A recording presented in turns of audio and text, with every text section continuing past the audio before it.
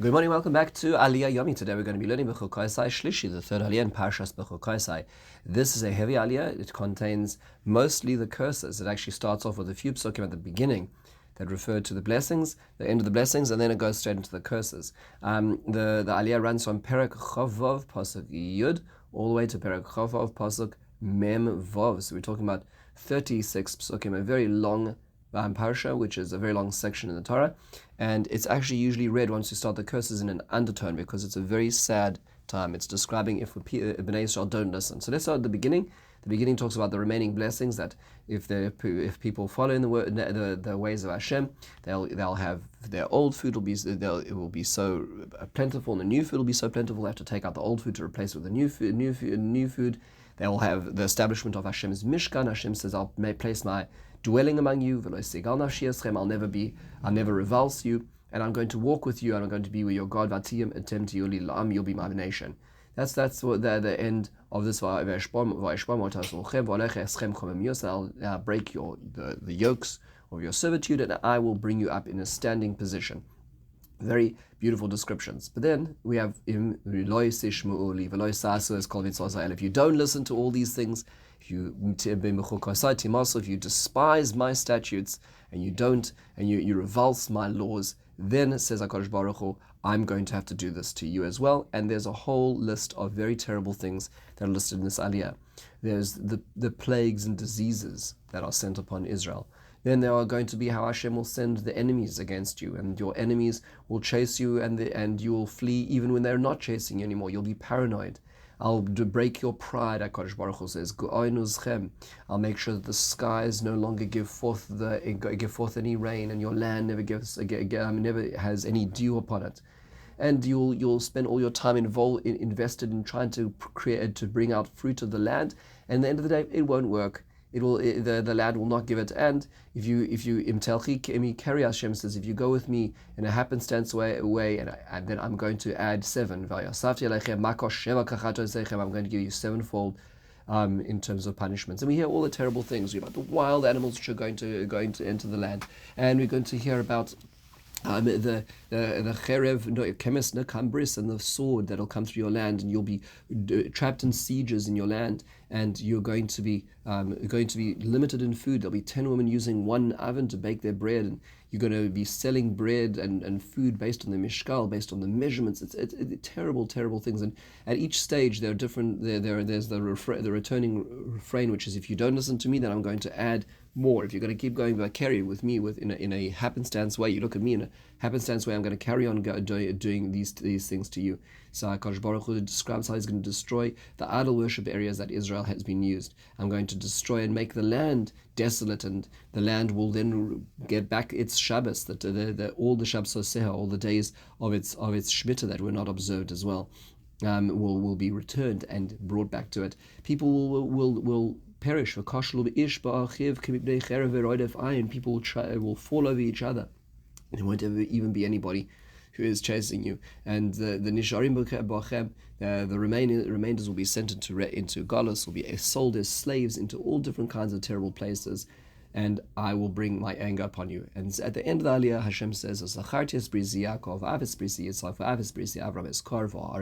but I'll remember the covenant with Yaakov, Yitzchak, Avram, and the land, and I will bring you back, because I will not despise you. I will not fully remove you from the land. I'll not fully remove you from my heart, HaKadosh Baruch Hu says, and I'm going to bring you back if you keep these commandments. So it's a very, very powerful, very sad aliyah. It requires a lot of in-depth analysis, but a few basic points is, well, first of all, what are the patterns in our aliyah? So the first pattern that's worthwhile noting is the 7 steps. So Rashi points out that, quoting the Midrash over here, the Sifra, which is a very powerful Midrash, is that really there are 7 things that we do which will warrant 7 levels of punishment, which are described in our aliyah. So what are those 7 things? Rashi says the first is loy lamad, is that we don't learn. It's not of interest to us to learn the laws of God, to understand what it is that He wants from us. And that's a very easy first step to slip down into. We think we know, we hear about things, we comment, we read headlines, and we think we know what's going on in Judaism, but we don't really know what's going on. What does that lead to? The next thing it leads to is lo yasad. Because we don't know, we don't do. So if a person, let's say, doesn't learn the halachas of Shabbos, not interesting to them to learn Hilchos Shabbos, too dry, too complicated, too extensive.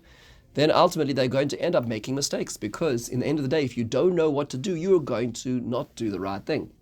Then the third level is moes ba'acherim ha'osim, is to despise other people who are doing the mitzvahs, which means to say that, let's say that they're coming back to the Shabbos example, a person doesn't learn about the halachas of Shabbos, so a person doesn't really know what to do in this situation. If other people are doing what's correct, this person is more careful about this halacha on Shabbos, and you don't know and you don't care because you didn't learn it and now you're not keeping it. You start saying, why are they being so frum? Why are they being so annoying?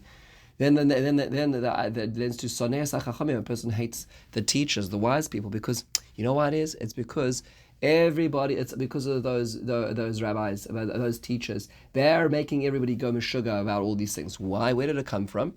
It came from the fact that one wasn't interested in learning, therefore one wasn't interested in doing, and therefore one got upset about other people who are doing, and therefore one gets upset with the people who remind us of what our tradition is. And then finally, moneas acherim. Then you stop saying, in my house this is not the way it's going to be done. This is not the way you do things. I know, and I've always done it this way. You're not allowed to do it in this way. Then finally, the sixth level is kofer b'mitzvos. You deny it. You say, you know what? This is just nonsense.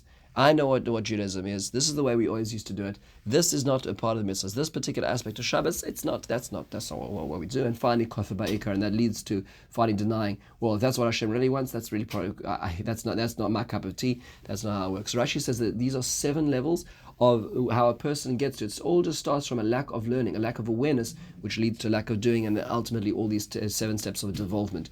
Rashi, quoting this, says, and that's why there are 7 levels of punishment, which are described. The Aliyah keeps saying there's 7 levels of punishment. Why? For 7 levels of desisting. Another pattern to notice in our Aliyah is the word keri. Keri literally means the word mikre, which means happenstance, which is kind of like a cause-effect way of looking at the world, as opposed to the system of hashgacha klalis or pratis, where Hashem has providence. Providence is that Hashem controls things. Keri is that things just happen. It just, all kinds of things happen. Says the Orach HaKadosh that if you live in a world, if you want to see that everything is happenstance and not godly, then Hashem says, then even the punishments I give you will be happenstance as well. You're not going to be able to see, because I did A, B happened. You're going to do A and M1 will happen. You will have no idea, because you treat me in a way that there's no plan. I will treat you in a way that there is no plan. There's no precision, because that's the world you've chosen to live in, which is a very sad thing.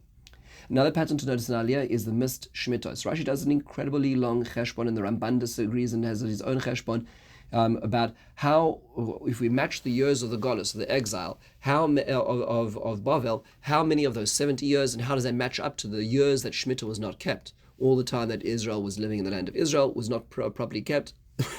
Every 7 years. For those multiple centuries that it wasn't kept, adding up to the amount of years that the land, so to speak, retook its rest. That is what's going on over here, and another pattern for why it is that there's going to be this Golus.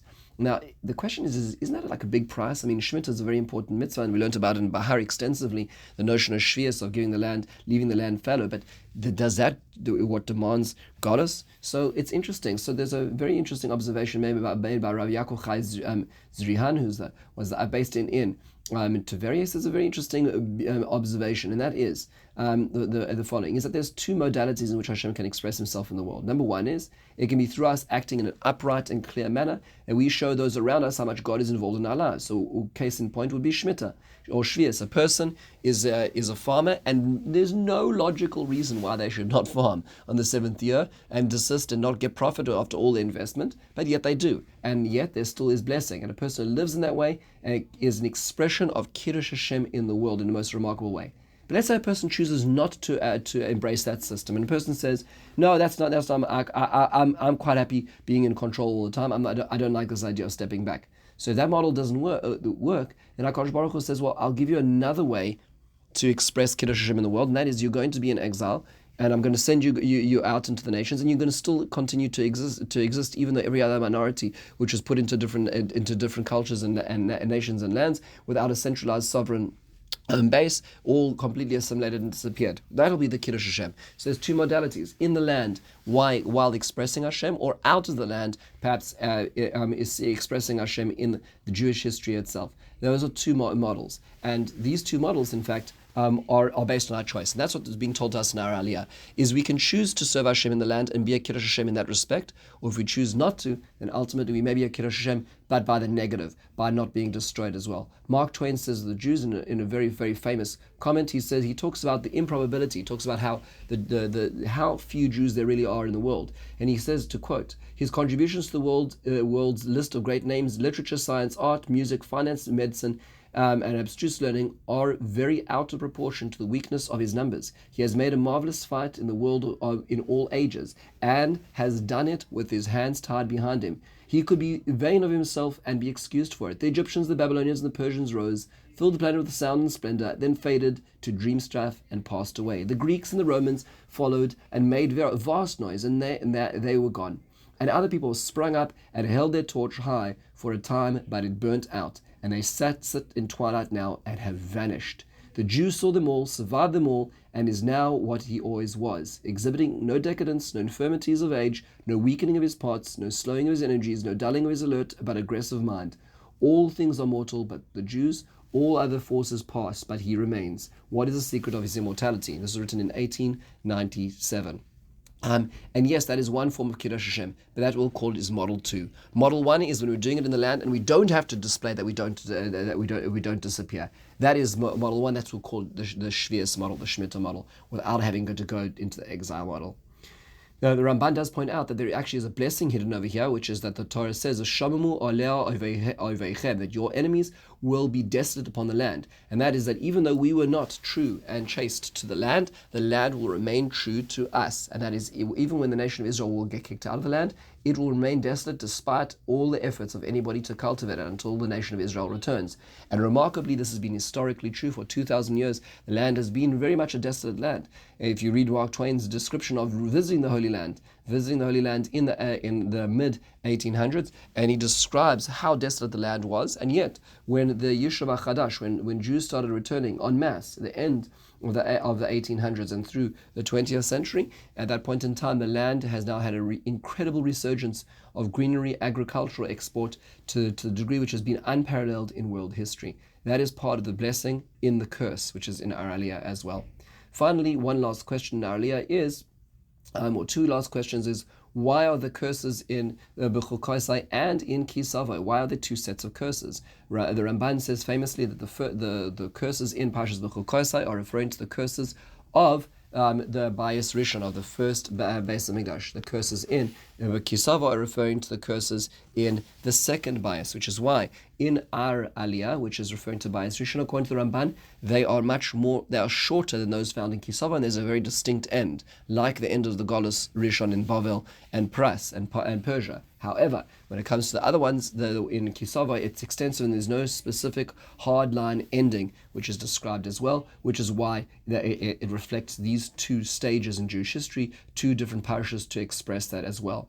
Finally, one last point, which is a very beautiful observation, that is from our Aliyah in Pasuk Chavav, Perek Chavav, Pasuk Lamed Zayin, we hear about the idea of Arevus, which is the idea of guarantorship, that every Jew is a guarantor of each other. The Pasuk says, that one person will trip over a brother, and there's not even anybody chasing one. Rashi says, this is Mikan Shekol Yisrael Arevim Zevazah, that all Jews are guarantors for one another. They have bare responsibility. This is halachic implications, and that is that if, let's say, a person has performed a mitzvah, but another Jew has not performed a mitzvah, and they are equally obligated in that mitzvah, you may say the bracha on that mitzvah for them, even though you've already done it. So, for instance, let's say somebody hears Kiddush, a husband hears Kiddush, comes home, his wife has not heard Kiddush, a husband may say Kiddush again, even though he's already fulfilled his obligation. Why so? The answer is, Kol Yisrael Arevim Zevazeh. All of Israel are guarantors for one another. They bear the responsibility. In a certain sense, the husband has not fulfilled his obligation when the wife has not fulfilled her obligation. Therefore, he can say it on her behalf, as an example, in halacha. So the question becomes, why did they learn it from this aliyah? This aliyah isn't talking about guarantorship and brotherhood and responsibility. This aliyah is talking about pandemonium, the store by chaos, people running away and tripping over each other and dying. Well, why is that the place? We learn this from Rabbi Jonathan Sachs says in his book To Heal a Fractured World. That's precisely the point. That usually guarantorship and brotherhood is governed by either a sovereign state or just a locality, meaning to say you need to be near each other to bear responsibility for each other, or you need to be part of a larger system. what happens when you don't have that? What happens when you're kicked out of the land? What happens when you no longer have a state or language or culture? Is there still responsibility or co-responsibility? That's what the Aliyah is telling us. That even as you run into Golus, there's going to be a level of responsibility born for each of you, for every one of your brothers. That's why the Spanish Jews will cry when there's a problem in Portugal. The Portuguese Jews will cry when there's a problem for the Jews in England. Every Jew around the world is connected to each other, even in the state of Golus. And that's why it's learned from this Aliyah. With this, we conclude the third Aliyah in Parshas Bechukosai. In the meantime, have a wonderful and meaningful day.